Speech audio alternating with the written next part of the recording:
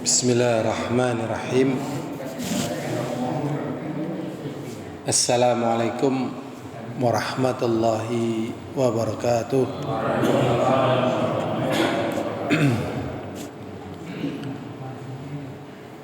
Innal hamdalillah nahmaduhu wa nasta'inuhu wa nastaghfiruh wa na'udzu billahi min shururi anfusina wa min sayyiati a'malina.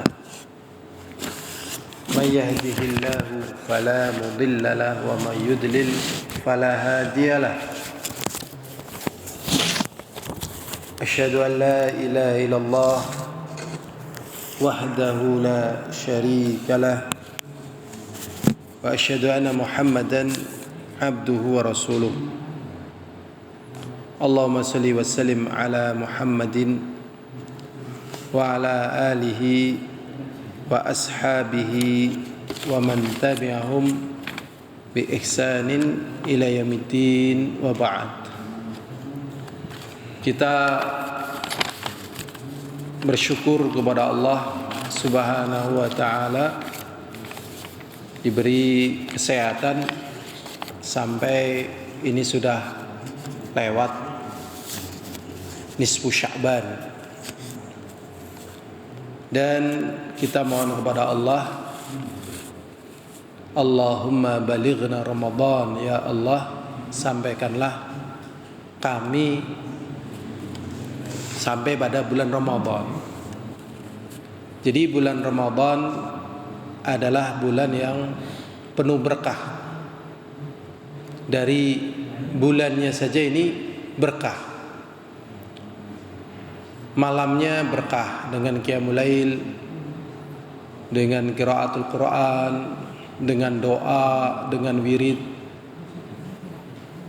Paginya sebelum subuh juga berkah dengan sahur.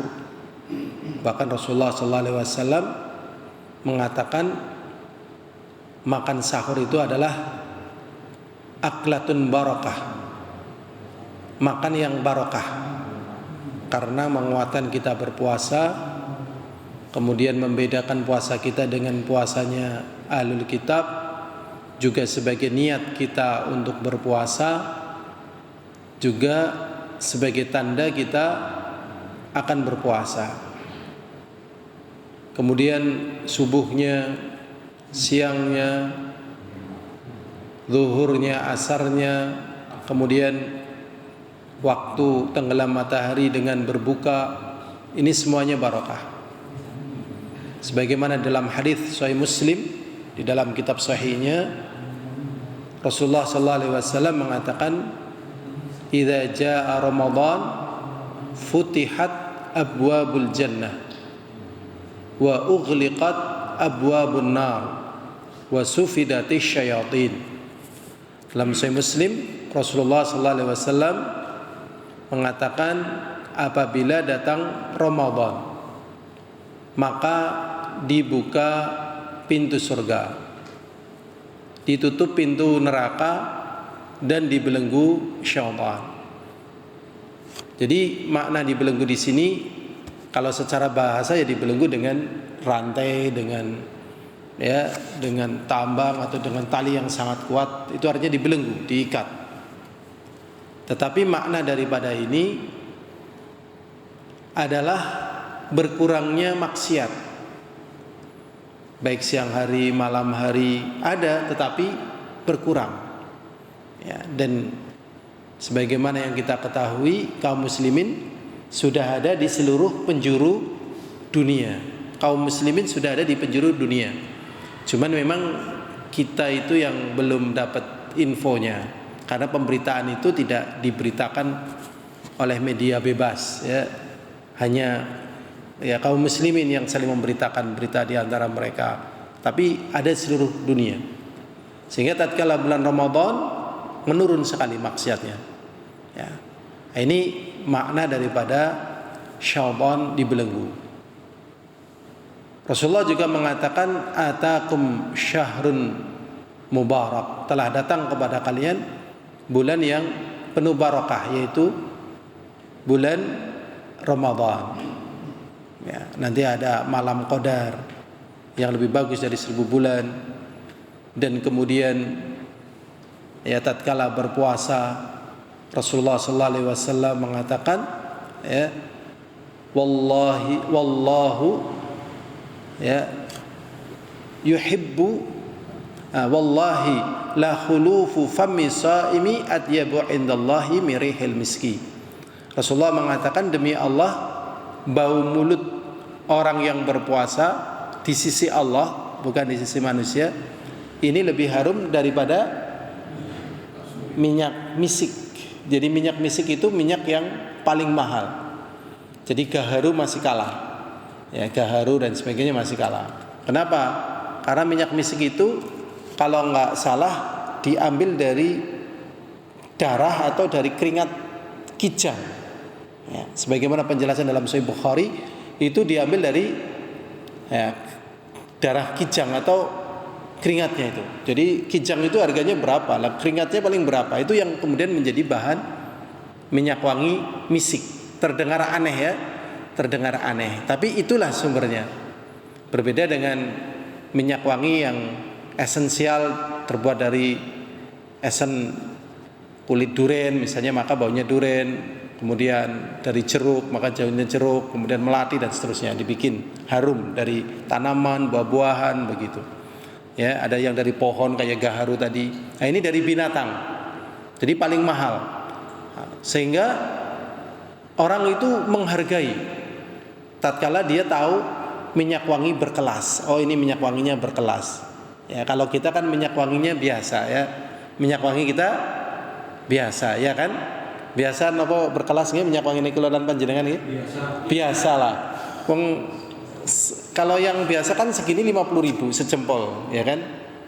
Lah kalau yang mahal segini bisa jadi 500.000 gitu. Mungkin ada yang lebih. Ya kalau di depan Masjid Nabawi itu mahal-mahal itu minyak wangi, kecil-kecil kayak gini, mahal. Baunya ya biasa-biasa aja. Ya gitu-gitu, cuman mungkin ya sumbernya itu yang beda sehingga harganya mahal. Nah, tetapi orang yang tertentu itu suka nyari yang berkelas, padahal ya biasa-biasa aja. Ya, biasa-biasa saja. Nah, ini lebih harum daripada misik, ya, berkelas ini di sisi Allah. Kenapa? Karena tatkala orang berpuasa itu dengan ketakwaan, ya, dengan ketakwaan sehingga Allah memuliakan bau mulutnya. Jadi bau mulutnya itu dimuliakan oleh Allah karena dia puasa. Ya, padahal yang muncul dari tubuh manusia kan bukan hanya bau mulut, cuman yang paling itu kan mungkin bau mulut, ya. Mungkin badannya capek gitu ya, atau mungkin terasa lelah dan sebagainya. Tentunya ini lebih mulia ya dibandingkan orang yang mungkin tenaganya kuat tetapi tidak puasa. Ada orang yang berpuasa tetap melakukan kegiatan sebagaimana di luar puasa, tetapi mereka dimuliakan oleh Allah. Inilah bulan Ramadan menjadi bulan yang penuh barakah. Dari semuanya ini barakah. Nah, kemudian taklim kita ini ya melanjutkan taklim yang dulu. Kita akan menyebutkan amalan-amalan apa yang kita persiapkan sebelum masuk Ramadan ini. Kita kemarin sudah membahas tentang keutamaan bulan Sya'ban. Ya, di antaranya bulan yaghfalu fihin nasu. Rasulullah mengatakan bulan Sya'ban itu adalah bulan yaghfalu fihin nasu. Manusia banyak melalaikan dari beribadah kepada Allah. Karena sebelum Sya'ban ini bulan haram. Sya'ban kosong, bukan Muharram, nanti mau masuk Ramadan. Karena baru dari bulan haram mau masuk Ramadan, akhirnya dia merasa istirahat di sini. Sehingga orang pada lalai beribadah. Justru tatkala lalai beribadah di sini ada keutamaannya. Yang kedua adalah bulan yarfa'u bihil a'mal. Pada bulan Sya'ban itu diangkat amalan. Amalan apa? Tahunan. Kemudian bulan Sya'ban ini adalah bulan Syaqiyuz Zar'i. Bulan di mana kita mulai persiapan. Ya, persiapan untuk nanti bisa panen. Karena pada bulan Rajab itu menanam, bulan Sya'ban itu sudah mulai merawat, menyirami. Kalau tanaman buah misalnya brongsong gitu ya, brongsong calon buahnya. Dan nanti bulan Ramadan adalah bulan panen. Nah, bulan panen. Makanya ya Rasulullah mengatakan nanti pada malam Ramadan ada yang namanya malam Qadar. Malam itu lebih bagus daripada 1000 bulan. Waman haramaha faqad hurim. Dan barang siapa yang tidak mendapatkan kebaikan pada bulan atau pada malam Qadar tadi, dari kebaikan yang ada pada malam Qadar tadi yang bernilai 1000 bulan, faqad hurim, maka dia sungguh telah terhalangi dari kebaikan-kebaikan. Ya, minimal kebaikan pas malam Qadar itu. Nah, berarti kebaikan yang banyak. Berarti dia tidak panen ini. Ya, tidak panen, walaupun mungkin tidak mutlak ya, pas malam Qadarnya dia tidak panen. Ya, tapi kalau tidak dipersiapkan ya dari tanggal 1 nanti sampai akhir Ramadan mungkin banyak yang nggak panen. Maka apa yang harus kita lakukan sebelum kita masuk Ramadan? Di sini ada 7 amalan. Yang pertama adalah bening hati. Ya, latihan untuk bening hati, ya, bersih hati. Ya. Sebagaimana yang dikatakan oleh Mu'adz bin Jabal. Beliau mengatakan sesungguhnya Nabi Muhammad SAW mengatakan, "Yutalli'ullahu ila jami' khalqihi lailata nisfi min Sya'ban." Allah SWT meneliti kepada seluruh hambanya pada malam pertengahan bulan Sya'ban. Tapi amalan sholat raghaib itu enggak ada. Sholat nisfu Sya'ban juga tidak ada. Kalau kata Al-Imam Suyuti di dalam kitabnya, ini sebenarnya amalannya orang-orang Majusi. Jadi orang-orang yang ada di Iran, ya, orang-orang yang ada di Iran itu dulunya adalah orang-orang Majusi. Nah, dia ingin apa yang dulu pernah mereka lakukan di masa Majusi ini bisa hidup. Akhirnya mereka melakukan sholat nisfu Sya'ban, ya, itu dengan menyalakan api dan seterusnya itu. Itu kata penjelasan Imam Suyuti dalam kitabnya. Saya baca di kitab beliau. Jadi ya ini memang demikian, tetapi bukan berarti kemudian mengadakan acara yang tidak dituntunkan. Ya. Jadi di sini Allah SWT meneliti kepada hati hamba-hambanya pada pertengahan malam nisfu Sya'ban. Fayaghfiru li jami' khalqihi. Kemudian Allah SWT ampuni seluruh dosa hambanya. Illa musyrikun au musyahin, kecuali orang yang berbuat syirik atau orang yang di dalam hatinya ada kedengkian. Ya, jadi ini kemauan daripada agama. Jadi memang agama ini mengajarkan kita itu, ya, mengajarkan kita itu tidak ada hati benci. Ya, tidak ada hati apa? Benci. Sulit ya, sulit atau teramat sangat sulit kalau menurut saya. Ya, tidak ada hati benci, tidak ada hati dendam, itu enggak ada. Ya. Karena namanya manusia pasti ada perang ini. Ya, perang itu. Berarti tatkala perang niatnya bukan karena benci. Niatnya bukan karena ingin menguasai, niatnya bukan ingin menjajah, bukan. Niatnya hanya semata-mata ingin mengembalikan mereka kepada kemuliaan. Kalau benci sulit sekali. Contoh ini yang sudah pernah kita sampaikan, ya kan? Ini ada orang musyrikin udah biasa bunuh kaum muslimin. Udah biasa bunuh apa? Kaum muslimin. Satu ketika dalam pertempuran yang lain, ini orang musyrikin yang biasa bunuh kaum muslimin ini lagi di tempat ya air lah. Kalau bahasa kitanya zaman dulu bilik. Nah, bilik kan zaman sekarang jarang. Bapak besi nanti teng bilik nggih.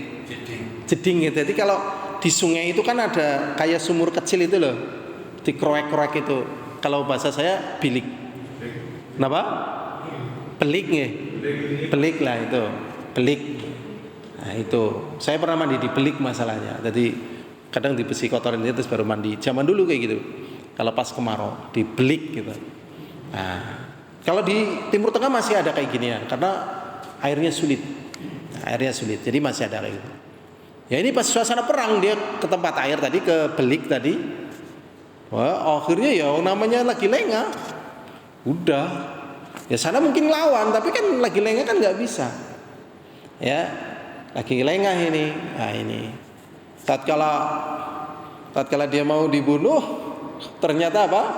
Mengucapkan syahadat. Asyhadu alla ilaha illallah wa asyhadu anna Muhammadar Rasulullah. Ya Allah ya Rabbi, lagi perang, orang itu biasa bunuh, pas dalam posisi kejepit, tatkala diserang dia lengah, nggak bisa ngelawan, mau dibunuh ucap syahadat. Coba ya, apa yang harus dilakukan? Umumnya perang, dibunuh atau tidak dibunuh? Ini suasana perang, orang ini biasa membunuh, pas qadarullah masyafal dia masuk ke Belik tadi, dibunuh apa nggak dibunuh? Nggak boleh. Umumnya dalam perang mesti dibunuh. Mesti dibunuh, wong perang ini dan ini bisa dibunuh, mesti dibunuh. Normalnya kan gitu, ini normalnya loh. Akhirnya disampaikan kepada Rasulullah. Ya, sampai Rasulullah, ini ada orang ceritakan kayak gitu kisahnya. Ya, tadi akhirnya dipanggil yang bunuh itu, namanya Usamah bin Zaid bin Harithah. Ya, dipanggil sama Rasulullah. Tanya apa benar ini musuh pas perang dalam posisi seperti ini mau dibunuh mengucapkan syahadat? Dijawab iya. Akhirnya Rasulullah marah. Aqatalta man qala la ilaha illallah. Domai nang Rasulullah. Domai nang Rasulullah meneng bae. Kemudian domai maning. Aqatalta man qala la ilaha illallah, meneng bae. Domai maning. Wah, akhirnya meneng maning. Waktu itu Usamah bin Zaid bin Harithah itu pinginnya waktu itu dia baru masuk Islam. Pinginnya pas domai itu. Karena saking malunya dan saking sedihnya dan saking terpuruknya domai sama Rasulullah Sallallahu Alaihi Wasallam. Akhirnya setelah ketiga menjawab, Innahu mu'adhan minni ya Rasulullah. Rasulullah, aku tidak akan membunuh dia karena keyakinanku pasti dia hanya sekedar tipu muslihat. Pura-pura aja Rasulullah, supaya dia jangan dibunuh oleh aku. Akhirnya dia mengucapkan syahadat. Begitu. Wong suasana perang, ini musuh jagoan lagi. Akhirnya Rasulullah mengatakan, asyaqaqta qalbah, apakah kamu sudah membelah hatinya sehingga kamu tahu isi hatinya itu tatkala mengucapkan syahadat itu adalah supaya jangan dibunuh oleh kamu. Ini hanya tipu muslihat saja.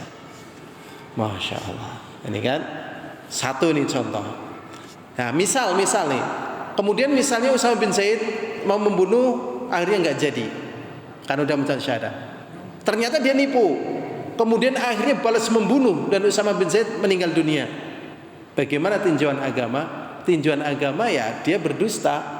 Usamah bin Zaid ini mati syahid. Tapi praktek kehidupan kayak gini abad apa enteng?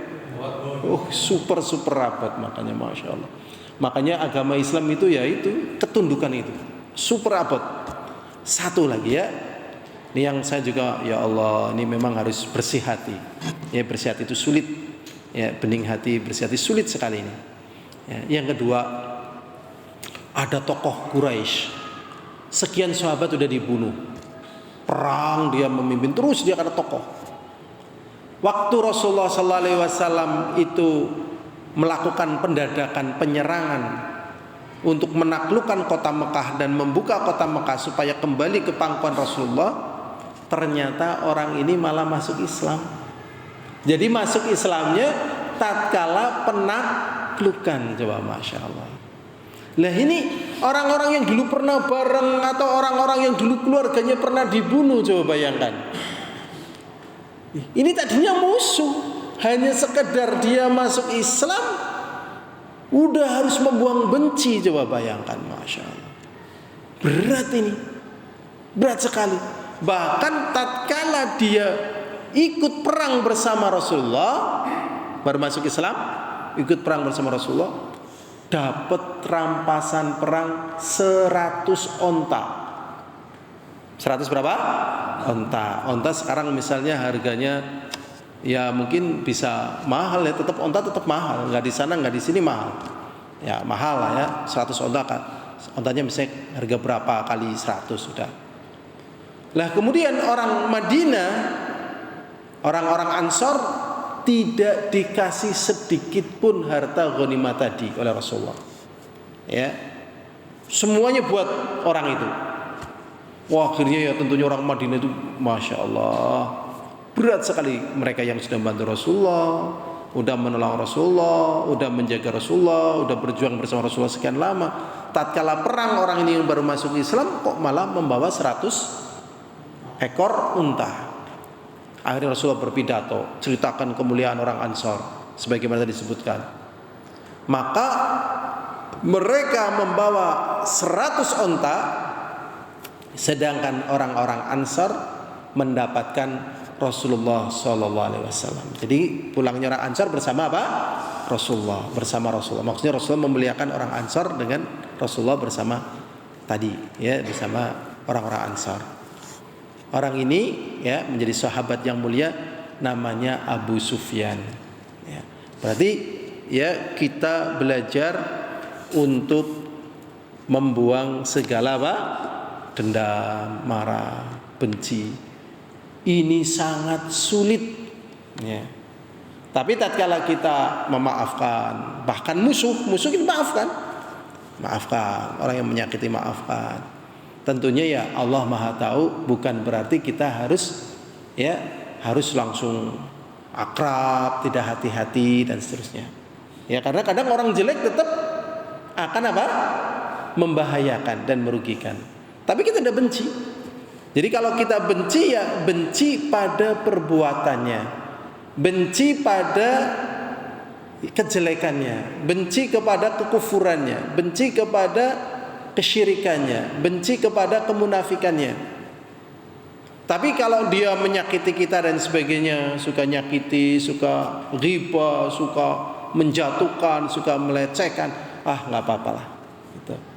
Jadi bencinya bukan karena dia suka menyakiti kita, mendolimi kita, menggibai kita, melecehkan kita, tetapi karena dia berbuat maksiat kepada Allah yang hubungannya dengan kita nggak apa-apa. Ya, Masya Allah, ini berat sekali. Tapi kalau bisa seperti ini, insya Allah awet muda. Ya, awet muda, sehat begitu. Masya Allah. Ini yang pertama, bersih hati. Yang kedua, yang perlu kita siapkan sebelum masuk Ramadan adalah memperbaiki sholat kita. Ya, memperbaiki sholat kita.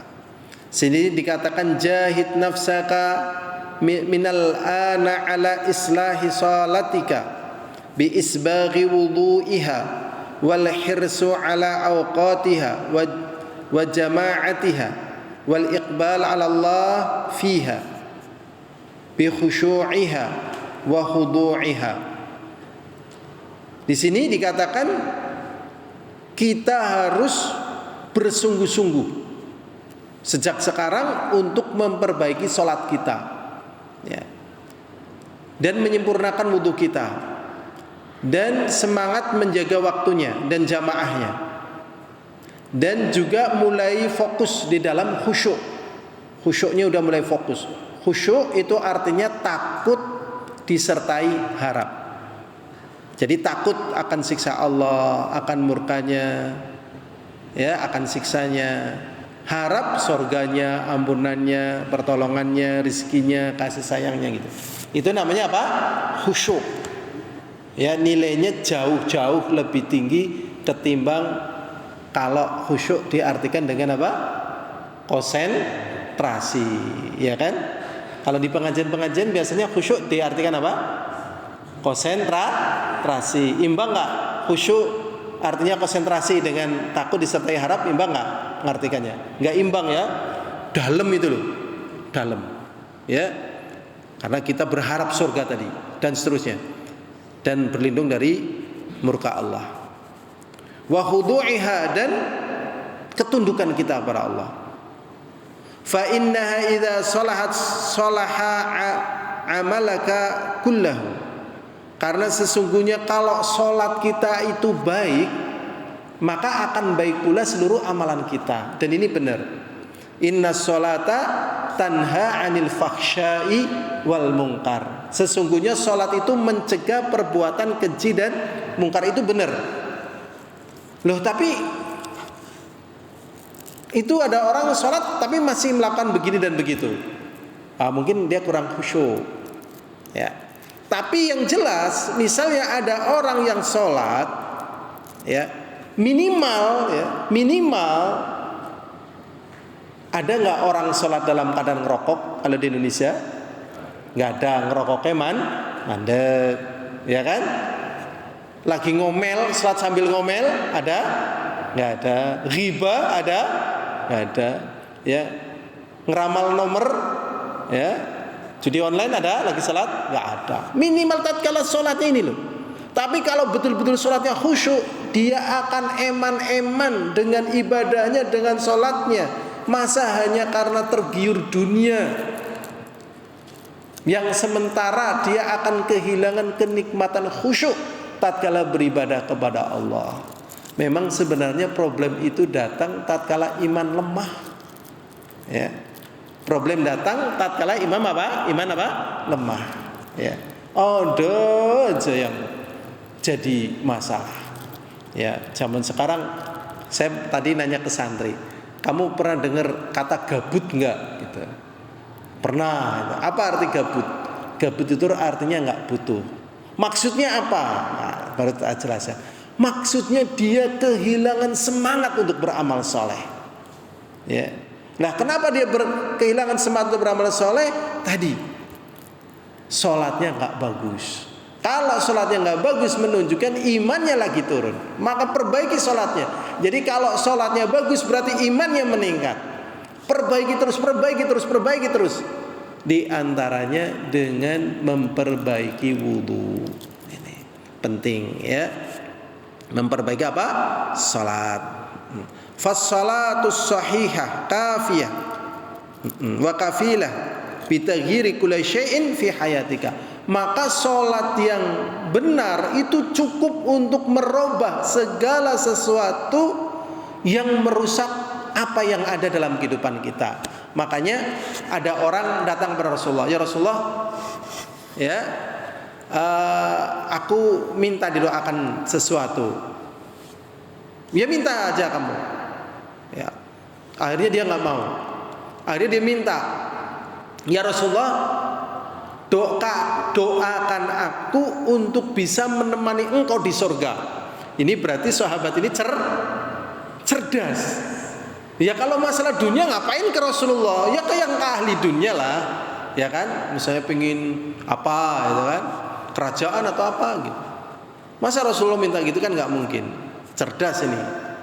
Minta yang paling tinggi, ya Rasulullah, doakan aku agar Allah menjadikan aku sebagai temanmu di surga.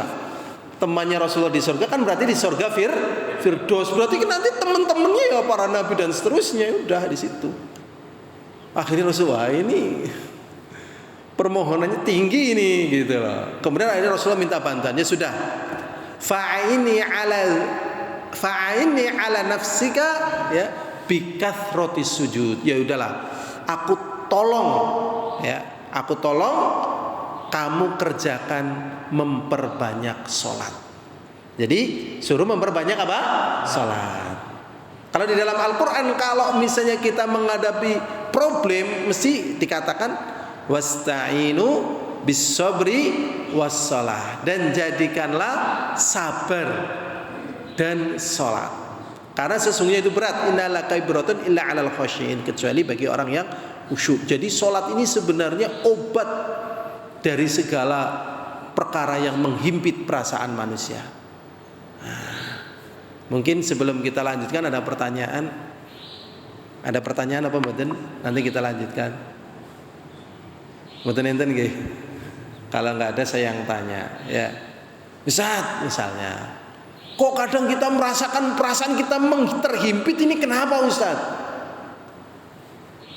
Padahal kita nggak ngapa-ngapain, kita nggak maksud, kita tiba-tiba rasanya sedih gitu, sesek ini kenapa nih? Ngapunten, napa pun nate ngalami perasaane sesek? Para hadirin, para bapak, para ibu, pun nate ngalami atine sedih napa dereng? Nate nggih, nyesek lho, pun nate nyesek? Nggih sesek sedih lho, terhimpit, pun nate napa dereng? Nate ngalami nggih. Keng napa niku? Di antaranya syaitan dari kalangan jin. Mungkin kita normal, ibadah normal, bekerja normal, makan normal, di rumah normal, kok tiba-tiba ya Allah. Ini karena syaitan kan ngincer gitu loh. Kapanane, oh lengas, tes gitu, langsung tancap, tes gitu. Ya memang ada pembahasan. Ada syaitan yang punya belalai. Belalai ya kayak gajah gitu loh. Jadi kalau ada peluang langsung hatinya dicet gitu loh. Sedih gitu. Lah ini kan harus copot belalainya. Kalau bingung-bingung wudu, sholat. Itu nanti kalau imannya kita sudah menguat, itu belalainya copot lagi, plong gitu. Padahal kalau orang sedang sedih ini ngeri loh. Orang sedang sedih ngeri. Makanya dalam agama kita jadinya dilarang sedih. Jangan sedih. Kalau sedih bahaya. Bahayanya apa sih? Ya minimal ya lagi sedih ya silaturahmine meng BRI ini minimal. Ngene mboten? Sedih banget yakin dodole ora payu-payu. Silaturahmi teng ndi? BRI. Tamune Bang Titil, nggih minimal maning, maune mungkin next sedina paling seler, lagi sedih ya sepes, ya niku, ini mungkin nyirami tanduran rajin dan sebagainya rajin, lagi sedih, nggih, akhirnya deleng jago pada gelut, nggih mboten, adu jago dan seterusnya, mesti nyeleneh itu. Amalannya nggak produktif secara dunia dan tidak secara akhirat. Hawane kesuh bae. Pakai dahar daharan apa? Nyuara dari mama. Padahal ditawari maem kok kesuh. Nang apa? Nah, niku lagi sedih salat. Mulane ngger lagi kesuh, usahakan mulut ini jangan ngomong. Usahakan mulut ini jangan apa? Kalau ngomong bahaya. Ya. Bocah misalnya, ya Allah karena anak lagi kesel. Aduh ya Allah. Atau sama istrinya atau mungkin sama pembantunya atau sama orang tuanya, ya Allah. Mending cepat wudu aja atau istirahatlah mohon pada Allah. Ini kadang ngomongnya nggak kontrol. Ya. Lah sebabnya karena apa tadi? Sedih. Nah, sebabnya kenapa itu tadi diantaranya? Syaitan dari kalangan jin, jadi nancapkan apa? Belalainya. Des, ya Allah. Ya, makanya maaf ini tempat-tempat maksiat tidak akan pernah sepi. Ya Allah. Nggih, kula gumun lho. PKO Gombong ngarepe wonten apa? Karaoke. Kene lagi ya Allah ndonga men mari kene lagi. Astagfirullahaladzim. Nama? Pokoknya kayak gitu maksiat itu nggak pernah sepi itu, karena setan berjuang itu, berjuang. Kalau orang nggak sedih ngapain minum khamr, ya kan? Kalau orang lagi semangat olahraga, lagi bahagia, lagi seneng karo kancane, kalau istrinya pakai ana sebotol ke. Nah, kira-kira ditambah apa tidak ditambah? Enggak, ngawur kamu, ini ada istri saya, ada anak saya lagi olahraga lagi. Otakmu di mana? Tapi kalau lagi sedih, lagi terpuruk, malah nanya, "Penduwe apa ora?" Nah, ini. Makanya jangan Sedih. Caranya gimana? Sholat, wudu sholat wis lah. Gitu aja sudah gampang lah. Ya. Janjane orang perlu psikiater gitu ya. Nggak perlu mengapa? Psikiater. Mulane gerakan bahagia psikiater itu tutup. Ya, sekarang ya pekerjaan yang lagi laris ya bukan hanya kedokteran tapi psikiater. Ya, karena ngobati jiwa. Kalau dokter ngobati apa? Fisik. Kalau ini ngobati apa? Jiwa. Ya Allah. Janjane ngaji bae lah orang mau psikiater. Duitnya mending dahar sing pengajian lah. Mari. Kita lanjut. Tadi memperbaiki apa? Salat. Waktunya sudah habis atau masih? Habis ya. Atau satu lagi? Satu lagi ya. Ya, Masya Allah masih banyak. Ya. Kadang saya heran ya kenapa taklimnya targetnya nggak pernah penuh gitu ya, apa karena mukadimahnya terlalu lama atau gimana saya nggak tahu. Tapi ya sudahlah, sedapatnya ya. Sedapatnya. Yang ketiga ya, jadid taubata wa akthir minal istighfar. Perbaharui taubat. Memperbarui apa? Taubat dan memperbanyak istighfar. Jadi dosa itu kayak ya ibaratnya oli itu sudah membadel itu. Ya. Olinya motornya udah dipakai sebulan penuh untuk jarak jauhan, sebulan olinya belum diganti. Nah, motornya jalannya cepat atau lamban? Belum ganti oli? Lamban ya, biar cepat kayak bagaimana? Ganti oli ya. Perbarui dengan taubat tadi ya, diservis lagi, dibersihkan lagi ini ya.